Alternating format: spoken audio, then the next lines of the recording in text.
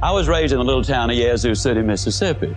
Now, I know that a lot of folks go around the country trying to impress people by claiming to be from Yazoo City. But I really am. Now, when I was a boy, during the Depression, we lived next door to some rich folks.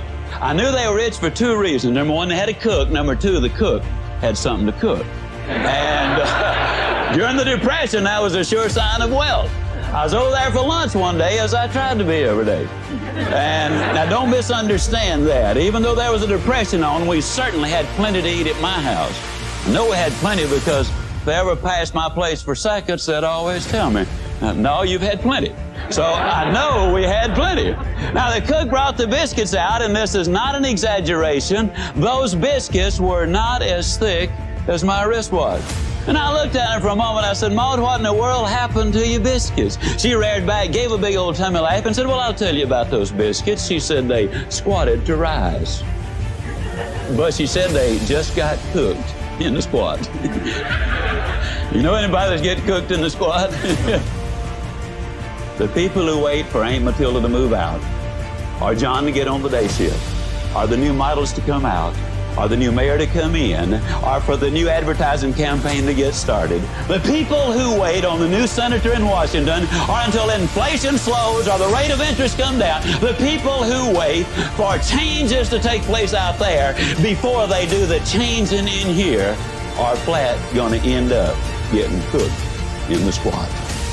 The rule is simple. You do it now. You do it now. Unfortunately, a lot of people stand in front of the stove of life and they say, now, stove, give me some heat, then I'll put some wood in. That ain't the way it works. You got to put something in before you can get anything out. So many times, you know, the employee goes to the employer and says, give me a raise, then I'll start coming to work on time. Or so many times, they will come to him and say, make me the boss. Now, I know I haven't been here very long, don't really deserve to be the boss, but I just function better when I am in charge of the thing. You reward me now, and then I promise you, I'll learn what this business is all about later on. Reward me now, and I'll produce later. It doesn't work that way. Can't you just see a youngster in school saying, teacher, if I take a failing grade home, my parents are going to put me alive. Pass me on this quarter, and next time I'll study more than anybody else. Reward me now, I'll produce later. It doesn't work that way. Can't you just see an old farmer standing out in the fields in October and saying, Lord, I know I didn't plant a spring this year, but if you give me a big crop this year, I'll plant more than anybody next year. It ain't that way, folks. You got to put something in before you can expect to get anything out. Well, he's just pumping away. You know, that's hot. It's August. I mean, the question is just how much pumping are you going to do for a drink of water? And finally, old Bernard said, you know, Jimmy, I don't believe there's any water down there. Jimmy said, yeah, it is, Bernard. You know, in South Alabama, the wells are deep. And, oh, we're glad they're deep because the deeper the well, the cooler, the cleaner, the sweeter, the purer, the better tasting the water. And isn't that true of life? Isn't it true that if you could become an MD by 6 weeks of summer school, that the rewards would be almost minimal or nothing? And how many patients would you have? Isn't it true that if you become a sales expert in 3 days of a training school, that the rate of pay would go down rather radically? Isn't it true that anything worth doing is worth doing poorly? Until you can learn to do it well. We'll never know how many kids have missed a college scholarship because they didn't study an average of 10 more minutes a day. We will never know how we come so close to promotion, but we grew discouraged and quit too soon. We'll never know how much more success we would have had we just had a little more pumping in there, and pump and pump and pump and pump. Well, finally, old Bernard just got disgusted. He threw up his hand and said, Jimmy, there's just no water down there. Jimmy said, don't stop, Bernard. Don't stop. If you stop, the water's going to go all the way back down, and then you're going to have to start all over. The reality is, folks, and I'm totally convinced of this, this is the story of America. This is your story. This is the story of success. This is the story of life. I believe with all of my heart that if you will pump long enough and hard enough and enthusiastically enough, that eventually the reward is going to follow the effort. And then once that water starts to flow, all you got to do is just keep a little easy, steady pressure on it, and you're going to get more water than you can possibly use. The basic problem is this. So many times people get involved in something And they'll say, well, I'll give it a try, and if it works out, that'll be good, and if it doesn't work out, I mean, hey, I ain't gonna kill myself, you know what I mean, fella? Well, I gotta tell you something, folks. You're gonna pump forever like that before anything happens. When you get into something, grab that sucker and get with it. And then once the water starts to flow, then, ladies and gentlemen, that's what strategy for success is all about. When you're asleep, ladies and gentlemen, you need your dreams. I'm here to tell you that when you're wide awake, you also need your dreams. You must have your goals. You'll never make it as a wandering generality. You must become a meaningful specific. If you're going to work tomorrow because that's what you did yesterday, you're not going to be as good tomorrow as you were yesterday because now you're 2 days older and no closer to the goal which you do not have. You can't make it as a wandering generality.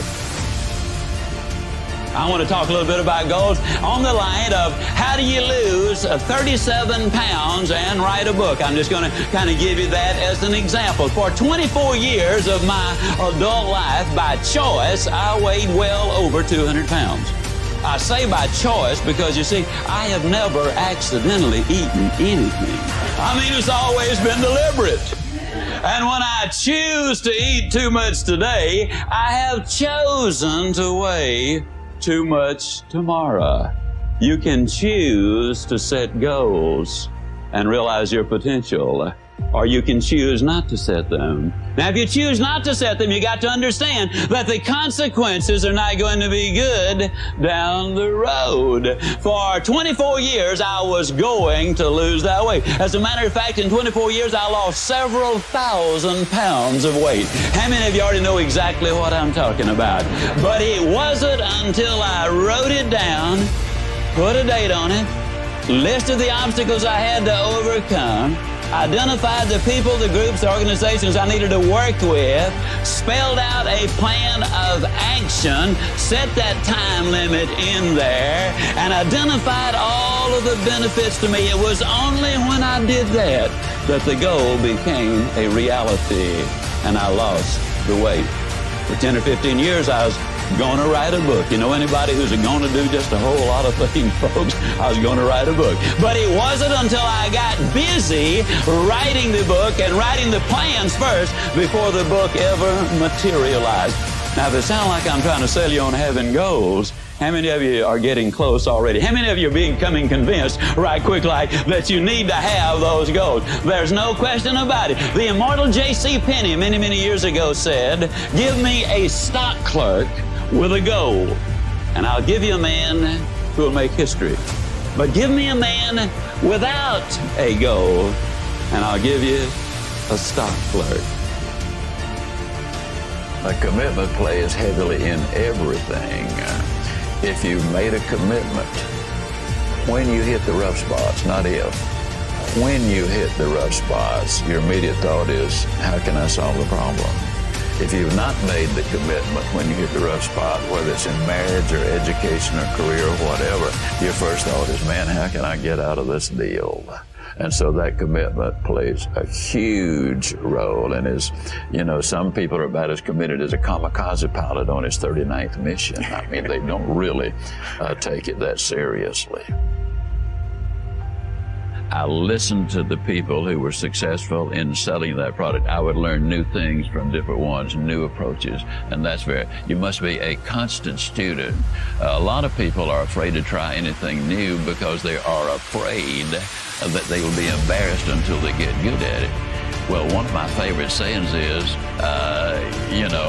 the most important thing you can do is to understand that anything worth doing is worth doing poorly, until you can learn to do it well. My first few sales calls were pathetic, but I knew it was worth doing, so I kept after it, My first few speeches were a disaster, but I believed that I could develop into that, so I kept at it until I could do it effectively. And all skills are exactly the same way. No running back that sets the records ever set a record the first time he picked up a football, and you can go right down the line with that. So if it's worth doing and you believe in it, go ahead and fail. And the more times you fail, the closer you get into success. progress because you should be learning on every simple thing that you do.